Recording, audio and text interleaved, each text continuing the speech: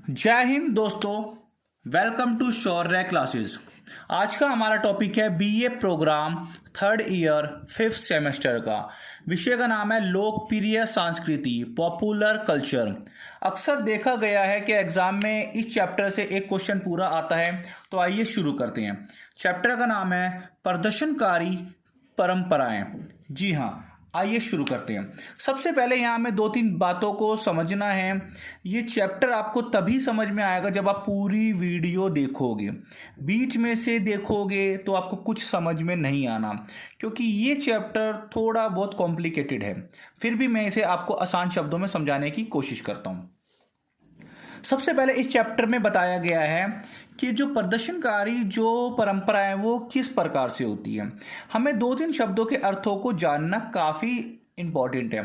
सबसे पहले क्या होता है मौखिक। मौखिक क्या है, स्मृतियाँ क्या होती है, लोकप्रिय क्या है, और आंध्र प्रदेश महिलाएं के बारे में यहाँ पे बताया गया है कि जो आंध्र प्रदेश में जो रामायण का स्वरूप है वो ज़्यादातर मौखिक रूप में पाया जाता है। मौखिक रूप अब होता क्या है, चलिए इसके बारे में हम अब चर्चा करते हैं। मौखिक क्या होता है?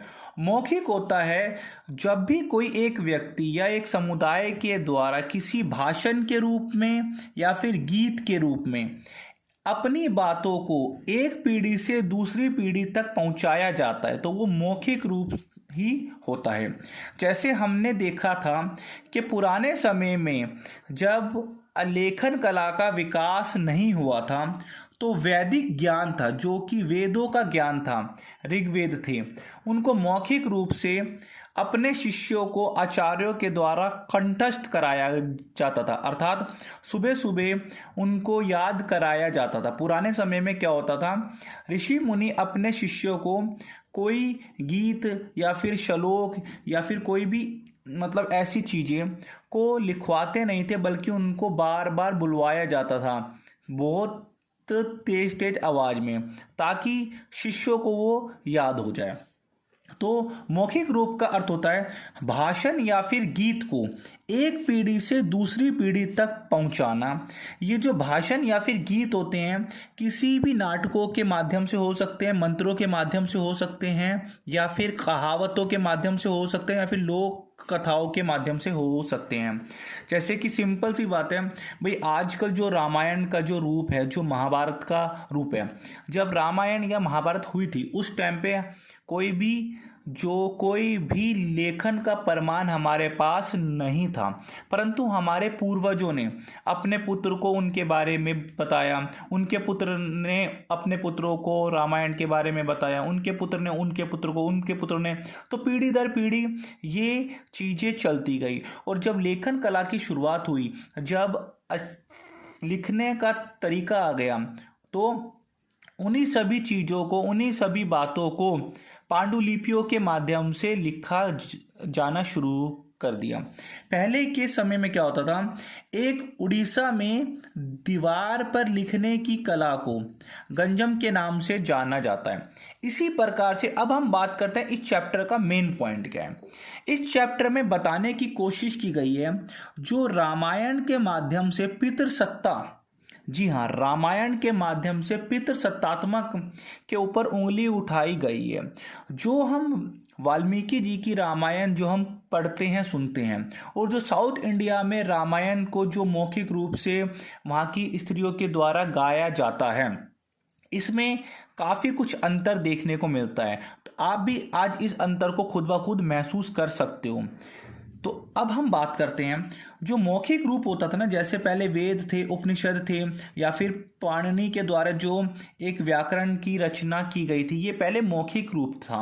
मौखिक का अर्थ होता है जो मुंह से बोली गई ऐसी बातें, ऐसे गीत, ऐसे मुहावरे, ऐसी ऐसी कहावतें जो एक पीढ़ी से दूसरी पीढ़ी तक याद हो जाती है।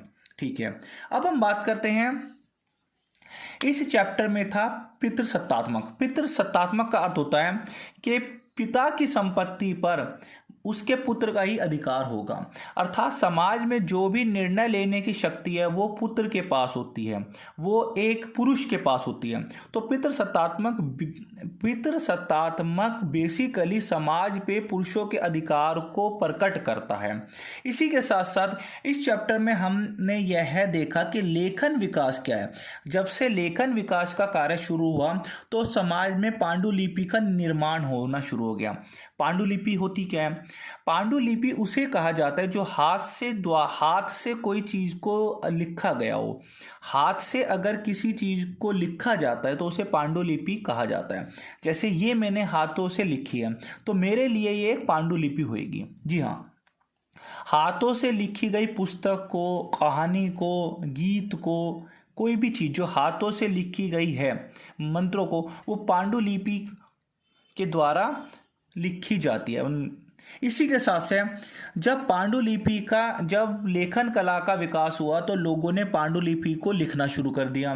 किसी ने अपने प्रेम की पांडुलिपि को लिखना शुरू कर दिया, किसी ने अपने परिवार की पांडुलिपि को लिखना शुरू कर दिया, किसी ने अपने ईश्वर के बारे में लिखना शुरू कर दिया, तो किसी ने साहित्यों के बारे में तथा संस्कृतियों के बारे में लिखना शुरू कर दिया। ठीक है, इसी प्रकार से पांडुलिपियों का जब निर्माण होना शुरू हुआ, जब लेखन कला का निर्माण होना शुरू हुआ तो तमिल साहित्य का भी विकास हुआ। तमिल साहित्य का 3री शताब्दी से लेकर 8वीं शताब्दी के बीच में तमिल साहित्य का विकास माना जाता है। हम कह सकते हैं 3rd सेंचुरी से लेके 8th सेंचुरी एडी तक जो तमिल साहित्य हुआ, जिसको हम संगम साहित्य के नाम से भी जानते हैं, संगम संस्कृति के नाम से भी जानते हैं, उसका विकास हुआ। अब इस चैप्टर का मेन पॉइंट अब आपको देखने को मिलेगा। वीडियो पूरा अगर देखोगे तभी समझ में आएगा इसमें क्या है।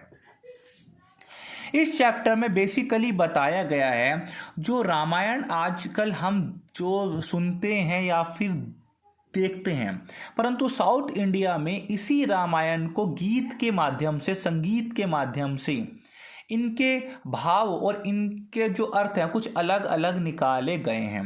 कहा जाता है कि साउथ इंडिया में जो स्त्रियां रामायण के गीत गाती है उनमें जो हम रामायण के गीत या हम जो रामायण को सुनते हैं उनमें अलग अलग अंतर होता है। अब वो क्या अंतर होता है आइए अब हम जानते हैं। मौखिक रामायण जो कि मुख से एक पीढ़ी से दूसरी पीढ़ी तक रामायण को जो गाया जाता है, जो उनको बताया जाता है, साउथ इंडिया में रामायण मौखिक परंपरा देखने को मिलती है। अर्थात साउथ इंडिया के जो लोग होते हैं वो रामायण के जो शब्द हैं, रामायण के जो मंत्र है या रामायण की जो कहानियाँ है वो संगीत के माध्यम से, गीतों के माध्यम से अपने आने वाली पीढ़ियों को मतलब ट्रांसफ़र कर देते हैं। तो हमने अभी देखा कि साउथ इंडिया में तेलुगु भाषा में काव्यों की रचना की गई है। उन्हीं काव्यों को संगम साहित्य के नाम से जाना जाता है। उनमें ज़्यादातर मौखिक काव्य हैं जो कि ठीक है जी। अब जो मौखिक काव्य हैं ये आंध्र प्रदेश की जो ब्राह्मण महिलाएं हैं कुछ गीत उनके द्वारा गाए जाते हैं, और आंध्र प्रदेश में जो गैर ब्राह्मण महिलाएं हैं जो कि ब्राह्मण नहीं हैं कुछ गीत उनके द्वारा गाए जाते हैं। यहाँ पे जो गीत गाए जा रहे हैं वो रामायण के संबंध में गाए जाएंगे। अभी आपको पूरा समझ में आ जाएगा। जो आंध्र प्रदेश की ब्राह्मण महिलाएं हैं और जो गैर ब्राह्मण महिलाएं हैं वो रामायण के गीतों को मतलब गाती है और अपने आने वाली पीढ़ियों को उनको वो मतलब ट्रांसफ़र कर देती है। इन्हीं जब गीतों को हम जब गौर से सुनते हैं तो हमें पता चलता है इन गीतों में जो पितृसत्तात्मक व्यवस्था है उसके ऊपर कटाक्ष किया गया। पितृसत्तात्मक व्यवस्था के ऊपर बातचीत की गई है। इन गीतों के माध्यम से हमें ये पता चलता है कि किस प्रकार से पुरुष ने अपने फायदे के लिए समाज के रीति रिवाज का निर्माण करा और किस प्रकार से आज के समय में भी स्त्रियां किस प्रकार से पुरुषों के अधीन होती थीं।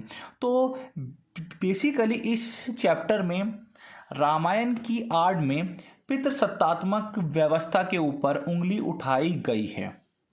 तो अब हम बात करते हैं यहाँ पे यहाँ पे बताने की कोशिश क्या की गई है, अब हम उसको जानते हैं।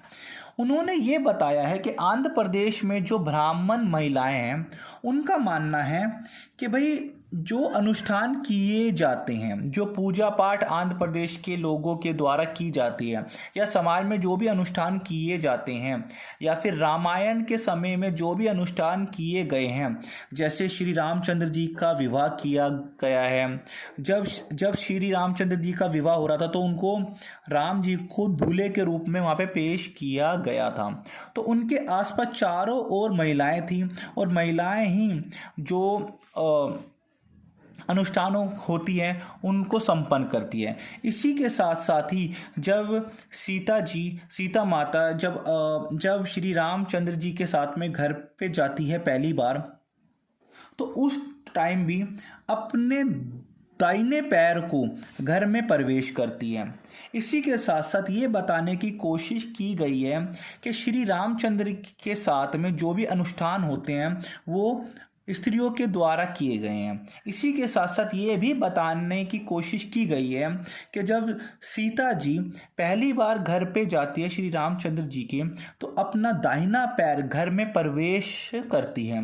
इसी के साथ साथ जब ये और थोड़ा समय जब बीतता है, तो जब उनके घर में कोई पुत्र की उत्पत्ति होती है, या जब श्री रामचंद्र जी का जन्म हुआ था, तो जो माताएं होती है या जो कौशल्या माएँ, वो ब्राह्मणों और ऋषियों को दावत पे बुलाती है, खाने पे बुलाती है, ताकि वो ऋषि और ब्राह्मण लोग बच्चे को आशीर्वाद देने के लिए आए।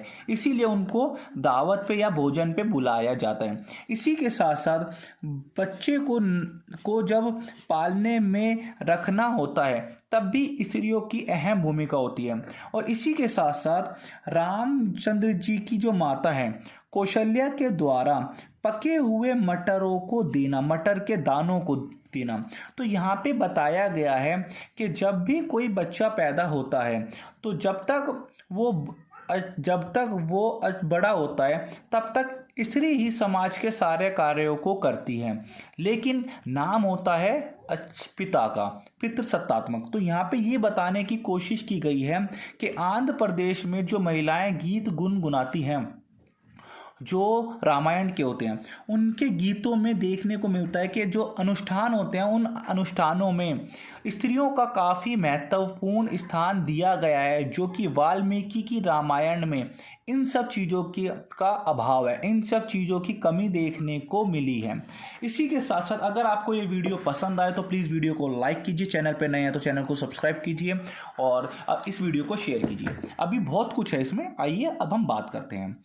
इन गीतों में जो वहाँ पे गीत गाए जाते हैं, इन गीतों में सीता माता के जो पिता है, मतलब कि जनक, इसमें ये बताया गया है कि जो जनक हैं, जब वह विवाह का स्वयंवर की तैयारी कर रहे थे, विवाह के दौरान उन्होंने एक शिव के धनुष को भी रखा था। शादी कराने के योग्य जो भी उस शिव धनुष को तोड़ेगा उसी को योग्य समझ के सीता जी का विवाह उनके द्वारा करा दिया जाएगा और उसी को ही नायक समझा जाएगा, अर्थात नायक मतलब हीरो। तो उस विवाह समारोह का हीरो कौन था? राम। ये तो हमें वाल्मीकि की रामायण में भी देखने को मिलता है, लेकिन जो ये चीज़ है, ये चीज़ वहाँ पे नहीं मिलती।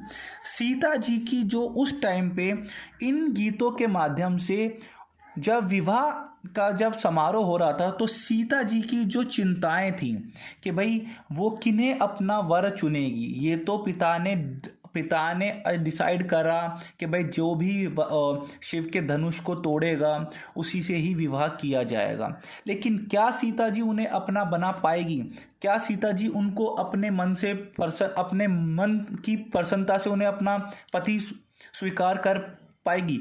ये उन सब चीज़ों का उल्लेख किया गया है कि जब भी कोई भी राजा शिव धनुष को उठाने की कोशिश करता तो सीता जी के मन में ये चिंता थी कि ये ना उठाए, ये ना उठाए, ये ना उठाए।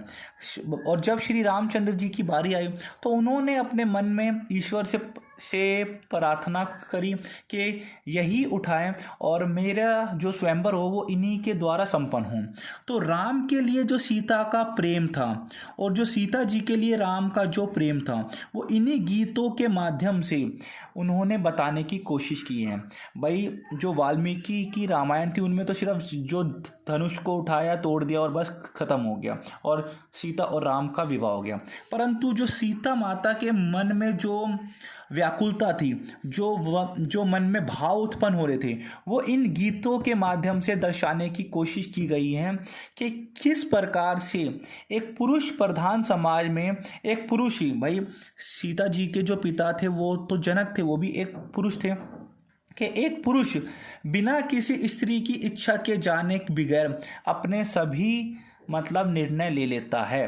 परंतु यहाँ पे सीता जी को बताया गया है, दिखाया गया है कि उन्होंने श्री रामचंद्र जी को ही अपना जीवन साथी के रूप में स्वीकार किया धनुष को तोड़ने से पहले। जी हाँ, अब बात की गई है इसी के द्वारा वाल्मीकि रामायण में सिर्फ बताया गया है, वाल्मीकि रामायण में दो चीज़ों पे फोकस किया गया है कि जब महाराज दशरथ के जब पुत्र हुए थे, पुत्र का जन्म हुआ था, उस पर फोकस किया था, और जब कैकेयी के द्वारा राम जी को जंगल भेजने की योजना बनाई जा रही थी उस पर फोकस किया था। जब कैकेयी के द्वारा श्री रामचंद्र जी को जब 14 वर्ष का वनवास काटने की योजना बनाई जा रही थी, तो इस प्रकार इसे शांता गोविंद नामलू के नाम से जाना जाता है साउथ इंडिया में, इस प्रकार की घटना को। ठीक है जी, ये भी अब हमने जान लिया। इसी के अपोजिट में वाल्मीकि रामायण के अपोजिट में जो आंध्र प्रदेश में गीतों के माध्यम से मौखिक रूप से जो वहाँ पे रामायण के गीत गाए जाते हैं, उसमें यह दर्शाने की कोशिश की गई है उन गीतों में कि कौशल्या माता के द्वारा जब पहली संतान की उत्पत्ति हुई थी, हमें यह पता है कि भाई रामचंद्र जी 4 भाई थे। क्या आप लोग जानते हैं कि श्री रामचंद्र जी की एक बड़ी बहन भी थी, उनका नाम था शांता। कौशल्या माता ने जब शांता को जन्म दिया था तो जो राजा दशरथ थे उन्होंने अपनी पुत्री के लिए वो प्रसन्नता नहीं दिखाई थी जो कि दिखाई देनी चाहिए। वह प्रसन्नता जब श्री रामचंद्र जी जब पैदा हुए, जो प्रसन्नता उस समय थी, वह प्रसन्नता शांता के जन्म होने के टाइम पे नहीं हुई थी। तो इस गीत के माध्यम से दर्शाने की कोशिश की गई है कि कौशल्या माता ने ये बताया है कि शांता को जब जन्म दिया था तो उस टाइम पे वह श्रेष्ठ कन्या थी, मतलब ज्येष्ठ कन्या, मतलब उस घर में, उस परिवार में पहली कन्या का जन्म हुआ था, अर्थात श्री रामचंद्र जी की सबसे बड़ी जो एक सिस्टर थी वो थी ज्येष्ठ कन्या। इसी के साथ साथ कौशल्या माता ने उनको देवी लक्ष्मी का अवतार माना था, समझा था। परंतु जो इनके हस्बैंड थे उन्होंने इन पे ज़्यादा प्रसन्नता नहीं दिखाई। उनका मानना था कि एक कन्या पैदा हुई है, पर असली संपत्ति को तो पुत्र होने पे होती है, क्योंकि कन्या तो दूर पराया धन होती है, उसकी शादी हो जाएगी। इसी के साथ साथ दशरथ शांता के जन्म होने पे उनको ज़्यादा प्रसन्नता नहीं हुई थी। इसी के साथ साथ उनका मानना था कि जो कन्या है वो तो कमज़ोर होती है, और जो शांता का जब जन्म हुआ था तो हम कह सकते हैं कि रामचंद्र की बड़ी बहन का नाम शांता था। अगर आपको ये पता था तो कमेंट करके बताइएगा, और चैनल पे नए हैं तो प्लीज़ कमेंट करिए, क्योंकि आपके कमेंट हमें मोटिवेशन का काम प्रदान करते हैं। इसमें बताया गया है कि जो वहाँ पे गीत गाए जाते हैं उन गीतों में पितृसत्तात्मक के वर्चस्व को हटाने की कोशिश की गई है, और औरतों की जो समस्या थी, जो वुमेन्स की जो प्रॉब्लम थी कि भाई जब भी कोई एक कन्या जन्म अगर लेती है तो समाज उनके माता पिता, उनके जो हस्बैंड होते हैं या जो उस कन्या के फादर होते हैं वो इतने खुश नहीं होती हैं। वो सोचते हैं कि कन्या तो कमज़ोर है, प्रसन्न इतना नहीं हो पाते।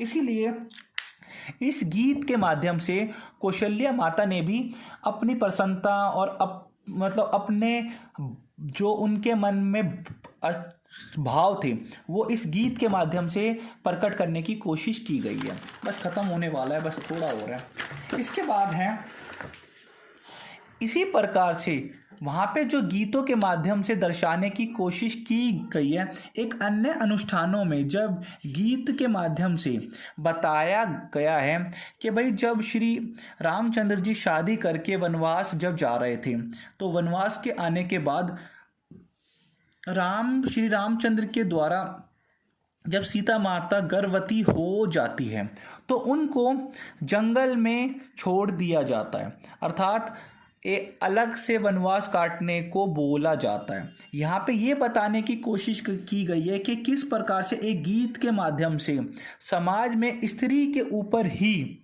जो आदमियों का वर्चस्व है उसको बताने की कोशिश की गई है कि श्री रामचंद्र के द्वारा उस टाइम सीता माता को वनवास भेजना पड़ा जब वह गर्भवती थी। इसी के साथ साथ ही उस टाइम पे श्री रामचंद्र जी ने अपनी जब सीता माता वनवास चली जाती है तो श्री रामचंद्र जी ने भी अब ये सोचा मुझे अब इसकी तपस्या करनी पड़ेगी, ताकि समाज ने जो चीज़ जो समाज ने जो चीज़ें बोली है मैंने तो भाई वो समाज में आके करी है, परंतु इसका पश्चाताप मुझे खुद करना होगा। इसीलिए श्री रामचंद्र जी ने जब एक अनुष्ठान किया था तो उस अनुष्ठान में स्त्री का होना, पत्नी का होना अनिवार्य था। तो जब ये अनुष्ठान संपन्न किया जा रहा था तो ऋषि मुनि के द्वारा ये बोला गया अगर सीता अभी नहीं है तो सीता की जगह पे सोने की आकृति वाली एक मूर्ति को श्री रामचंद्र जी के बगल में रख सकते हो ताकि ये अनुष्ठान पूरा किया जा सके। तो भाई सोने की एक मूर्ति को, हाँ जी सोने मतलब गोल्ड की एक मूर्ति को बनवाया और जब ये अनुष्ठान को किया जा रहा था तो सीता माता को श्री रामचंद्र जी के साइड में रख दिया गया उस मूर्ति के रूप में, ठीक है। परंतु उस अनुष्ठान के पूरे होने से पहले जब वो अनुष्ठान तभी शुरू किया जाता जब उस सोने की मूर्ति को साफ किया जाना था, परंतु ये कार्य कोई पुरुष नहीं कर सकता था, ना ही श्री रामचंद्र जी कर सकते थे। ये कार्य करने के लिए उस सोने की मूर्ति की आकृति को साफ करने के लिए श्री रामचंद्र जी की जो बड़ी बहन है शांता, उनको बुलाया जाता है और कहा ये जाता है कि भाई इस सोने की मूर्ति को इसको अच्छी तरह साफ किया जाए ताकि ये अनुष्ठान में बैठा सके। तो उस समय शांता के द्वारा ये बताया गया कि भाई जब तुमने सीता जी को वनवास में भेजा था तब तो तुमने मेरे से नहीं पूछा, अब इस अनुष्ठान में आपको जब अनुष्ठान में सीता माता की ज़रूरत हुई तब आपने मूर्ति बनवा के उसकी सफाई करने के लिए मेरे को बुलाया। इसका अर्थ उन्होंने बोला कि जब सीता को छोड़ा उस टाइम तो आपने मेरे से कोई सलाह नहीं ली थी, तो अब आप इसको साफ करने के लिए मेरे से सलाह क्यों मांग रहे हो, मेरा इसमें क्या काम क्या है। अर्थात उन्होंने यह बोला कि ऐसी झूठी चीज़ें समाज को दिखाने का क्या फ़ायदा जब आप आंतरिक रूप से जब उन्हें नहीं एक्सेप्ट कर पाए। समाज को सिर्फ ये शो करने के लिए कि हाँ भाई मैंने समाज के नीति नियमों का पालन करने के लिए ही उनको वनवास भेज दिया, और अब इसी समाज को खुश करने के लिए आप एक सोने की मूर्ति को बना के सीता के हूबहू बना के अनुष्ठान को पूरा करने आप जा रहे हैं। ये उचित नहीं है। इसी गीत के माध्यम से समाज में जो स्त्रियों के साथ अपमान किया जाता है, एक साइड पे अपमान की बात कही गई है, दूसरी साइड पे ये बताया है कि भाई स्त्रियों को अनुष्ठानों में उनका भी अधिकार होना चाहिए। तो यहाँ पे शांता के द्वारा सीता माता को सपोर्ट करने की बात भी कही गई है इन्हीं गीतों के माध्यम से। तो अब शायद आपको ये थोड़ा बहुत समझ में आ रहा है, पर मैं क्या कर सकता हूँ क्योंकि ये चैप्टर बहुत कॉम्प्लिकेटेड है, तो अगर आपको ये वीडियो पसंद है तो वीडियो को कमेंट जरूर कीजिएगा और लाइक करना मत भूलिएगा। तो इसी के साथ जब हम वाल्मीकि की रामायण का अध्ययन करते हैं तो ऐसा कोई भी चीज़ हमें देखने को नहीं मिलता, सिर्फ हल्का फुल्की झलक देखने को मिलती है, परंतु शांता के द्वारा जो एक स्त्री का दूसरी स्त्री के सपोर्ट में जो आवाज़ उठाई थी वो देखने को नहीं मिलता। इसी के साथ साथ वहाँ पे साउथ इंडिया में उर्मिला के लिए भी गीतों को गाया जाता है। अब उर्मिला जी कौन है? उर्मिला जो है वो लक्ष्मण जी की पत्नी का नाम उर्मिला है।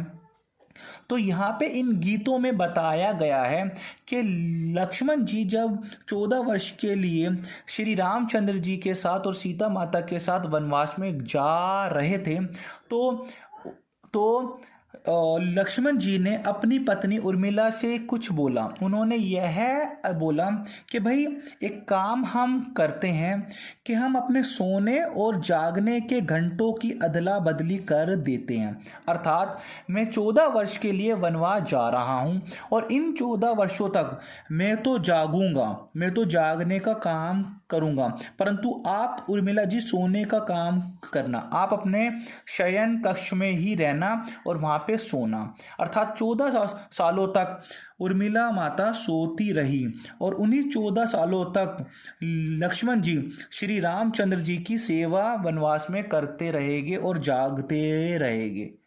तो इसमें यह बताया हुआ है कि किस प्रकार से एक पुरुष ने किस प्रकार से मतलब स्त्री के ऊपर अधिकार जताने की कोशिश करी और उनको ये बोला कि आप 14 वर्ष तक सो और मैं 14 वर्ष तक जागूंगा।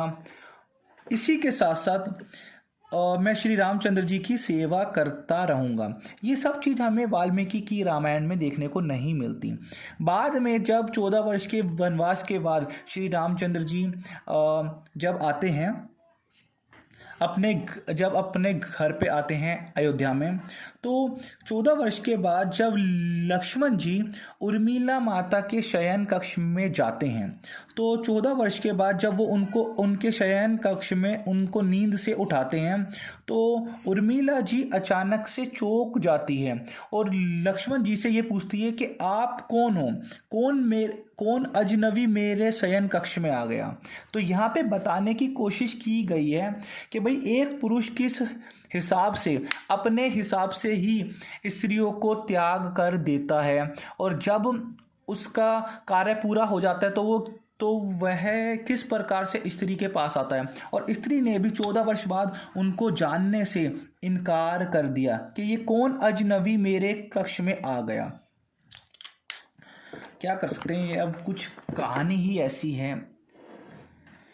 तो इसी के साथ साथ साउथ इंडिया में कुछ अन्य गीत भी हैं। उसमें ये बताया गया है कि साउथ इंडिया में जो एक ब्राह्मण का घर होता है उसमें 3 भागों को उस घर को बांटा जाता है। अर्थात हम कह सकते हैं कि भारत में, दक्षिण भारत में जो ब्राह्मणों का जो मकान होता है, जो घर होता है, वो 3 भागों में विभाजित होता है। पर 3 हम कह सकते हैं 3 रूमों में। प्रथम जो पहला रूम होता है उसमें पुरुष के बैठने का कार्य या फिर किया जाता है, या फिर वहाँ पे पुरुष आपस में बैठक लगा के बैठते हैं और जो भी मेहमान आते हैं उस प्रथम रूम में ही बैठते हैं और उनका अभिवादन किया जाता है। जो भवन का दूसरा रूम होता है, अर्थात जो बीच का रूम होता है, उसमें महिला और पुरुष का वो मतलब केंद्र होता है। वहाँ पे मतलब परिवार के स्त्री और पुरुष ही बैठते हैं। जो भवन का तीसरा और अंतिम रूम होता है उसमें रसोई घर होता है और बरामदा होता है। इसको हम कह सकते हैं उसी रसोई घर और बरामदे में एक पिछवाड़े का दरवाज़ा होता है जो कि घर के पीछे की ओर पे खुलता है और उसी दरवाजे में जो कि नौकर होते हैं, घर के नौकर उसी दरवाजे से आते हैं और रसोई घर का काम या फिर आंगन का काम करते हैं। और उसी दरवाजे से ही समाज की जो निम्न जातियां हैं, जो निम्न जाति के लोग, स्त्रियां आती हैं उसी दरवाजे से घर के कार्य करने के लिए, वो फ्रंट के दरवाजे से नहीं आती। इसी के साथ साथ उसी दरवाजे से जो उस घर में महिलाएं हैं, उस महिलाओं के परिवार वाले, अर्थात उस महिलाओं के माता पिता, भाई बहन भी पिछले वाले दरवाजे से प्रवेश करते हैं, उनको आने की अनुमति है। तथा पीछे जो दरवाजा है उस दरवाजे में उस घर के पुरुष को आने की अनुमति नहीं दी जाती। यहाँ पे इन गीतों के माध्यम से ये भी बताया गया है कि घर के आंगन में जो पिछवाड़े में जो आंगन था उसमें जो कि दरवाजा है, उस दरवाजे में जो रसोई घर है या जो बरामदा है उस रूम में जाने पर पुरुषों को फटकार लगाई जाती है। इसी के साथ साथ यहाँ पे ये बताने की कोशिश की गई है कि साउथ इंडिया में जो रामायण के गीत जो मौखिक रूप से एक पीढ़ी से दूसरी पीढ़ी पर पहुँचाए जाते हैं, वहाँ पे जो पुरुष वर्चस्व है उसको हटा के महिलाओं के अधिकारों को जागरूक करने की बातों को दर्शाया गया है। इसी के साथ साथ तेलुगु महिलाओं के गीत में सौदेबाजी का भी जिक्र किया गया है। पुरुष वर्चस्व का विरोध किया गया है उनके गीतों में हमें देखने को मिलता है। साथ ही साथ तेलुगु जो महिलाएं उस समय गीतों को जो आजकल गाती है या उस समय जो गाया करती थी उसमें सास बहू का सम्मान परंपरा देखने को मिलती है कि किस प्रकार से एक स्त्री जो अभी बहू है बाद में सास का रूप भी धारण करेगी। तो इसीलिए सास और बहू का जो परंपरा है वो काफ़ी सम्मानजनक दर्शाया गया है इन गीतों के माध्यम से। और एक स्त्री का दूसरी स्त्री के प्रति जो एक व्यवहार है वो काफ़ी कोमल और काफ़ी हृदय से अटैच बताया गया है। इन जो अब गीत हैं इनमें बताने की कोशिश की गई है कि नारीवादी विचारधारा का उत्पन्न करना, अर्थात समाज में जो नारियों के खिलाफ अत्याचार हो रहे हैं उनको बोलने की कोशिश की गई है गीतों के माध्यम से, संगीत के माध्यम से, और पितृसत्ता का विरोध किया गया है। इन्हीं गीतों के माध्यम से महिला एकजुटता को दिखाया गया है। भाई महिला एकजुटता कैसे होएगी? भाई सास बहू एक साथ है, एक दूसरे का सम्मान कर रही है। इन्हीं गीतों के माध्यम से रामायण का भी जिक्र किया गया है कि किस प्रकार से शूर्पणखा ने अहिल्या जो गौतम ऋषि की जो पत्नी है, और रेणुका ने, उर्मिला ने, सीता ने, किस प्रकार से इन स्त्रियों ने अपने जो असमानता है ये जो समाज में इनके साथ भेद भाव हुआ है, किस प्रकार से इन्हीं गीतों के माध्यम से इन्हीं स्त्रियों का वर्णन करते हुए रामायण में जो पितृसत्ता है उसको हटाने की कोशिश की गई है। इसलिए इन्होंने ये बताया गया है कि जो शूर्पणखा है, अहिल्या है, रेणुका है, उर्मिला है, सीता है। जो सीता माता है, सत्य और धर्म का जो आदर, जो सत्य और धर्म का पालन सीता माता ने करा है वो श्री रामचंद्र ने नहीं करा। और जो वाल्मीकि की रामायण में ये बताने की कोशिश की गई है कि सत्य और धर्म का पालन तो श्री रामचंद्र जी ने ही करा है, परंतु वास्तव में सीता माता ने सत्य और धर्म का पालन करा। बस खत्म होने वाला है, बस लास्ट पेज है।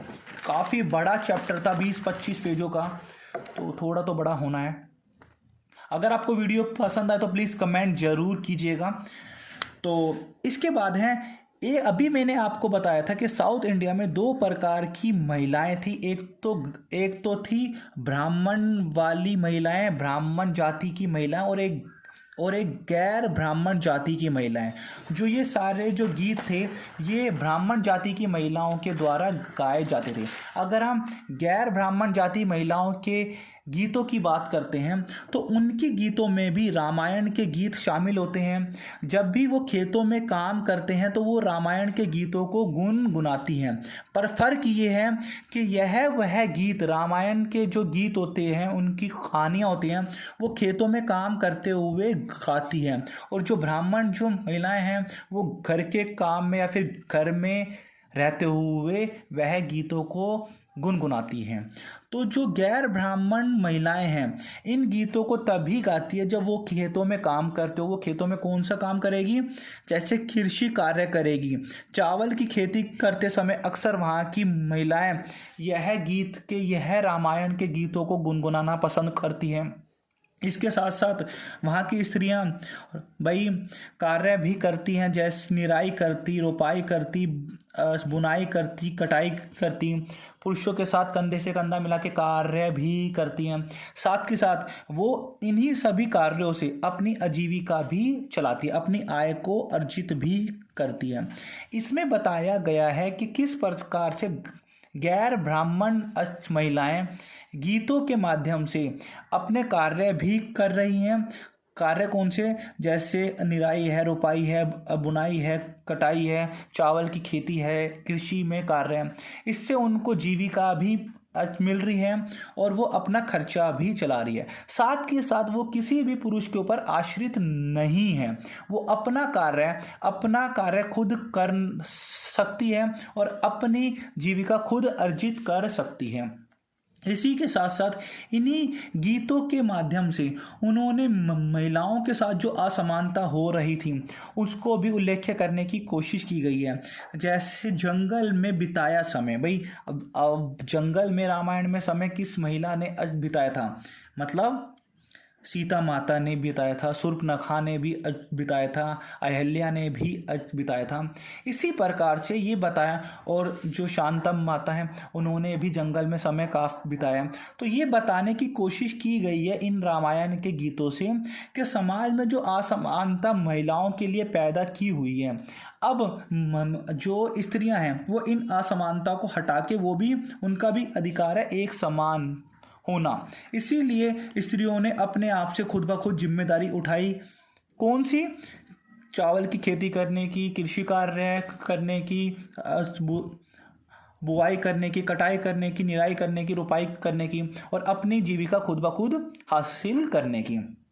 इसी के साथ साथ इन स्त्रियों को जो पैसे दिए जाते हैं, वेतन जो दिया जाता है, वो पुरुषों की तुलना में काफ़ी कम भुगतान किया जाता है। फिर भी ये स्त्रियां उनसे ज़्यादा मेहनत करके अपनी आजीविका कमाती है, अपना रोजगार खुद ब खुद हासिल करती हैं। इस पूरे चैप्टर में निष्कर्ष निकाला गया है कि पितृसत्तात्मक जो वाल्मीकि जी की रामायण है और जो साउथ इंडिया में, जो आंध्र प्रदेश में जो मौखिक रामायण को गीतों के माध्यम से बताया गया है, काफ़ी अंतर है। मौखिक रामायण में स्त्री के अधिकारों का, स्त्री की जिम्मेदारियों का, स्त्री की समस्याओं का उल्लेख किया गया है गीतों के माध्यम से। अगर आपको ये वीडियो पसंद आए तो प्लीज़ वीडियो को लाइक कीजिए, चैनल पे नए हैं तो चैनल को सब्सक्राइब कीजिए, और यार कमेंट नहीं करते प्लीज़ कमेंट कर दिया करो, आपके कमेंट हमारे लिए मोटिवेशन का काम करते हैं। अब हम मिलते हैं अगली वीडियो पे। जय हिंद, जय भारत।